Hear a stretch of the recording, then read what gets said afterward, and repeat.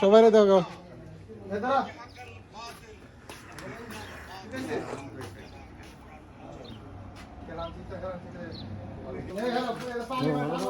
তাই তো মামুন ভালো যা কানছে হতো না গুণে হতো না ঠান্ডা ঠান্ডা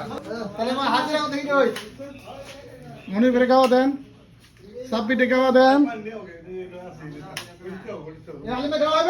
আজকে বাসায় অনেক বড় একটা অনুষ্ঠান, প্রায় 30-35 জন লোক আসবে খানার জন্য। অলরেডি খানা রেডি, আমরা সবাই জুমার নামাজ পড়ে আসছি। ঠিক আছে, কিছুক্ষণের ভিতরেই ইনশাল্লাহ খানা রেডি, খাওয়া হইব, লোকজন আসতেছে দেখেন। আর এই যে আমার বাতিজা গাইবান্ধা সজীব, হের উপলক্ষে কিন্তু আজকে এই খানাটা হইতেছে। ঠিক আছে, আল্লাহ তারে বাঁচায় রাখুক, নেক দান করুক, সবাই দোয়া করবেন যাতে সুস্থভাবে থাকতে পারে আমার বাতিজাটা।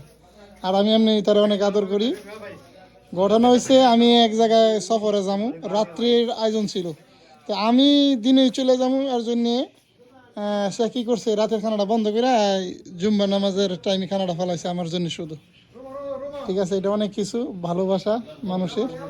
আমরা চলে যাবো একদিন দেশের মধ্যে, কিন্তু আমাদের যে ভালোবাসাটা সেটা কিন্তু থেকে যাবে সবার মধ্যে। ওকে।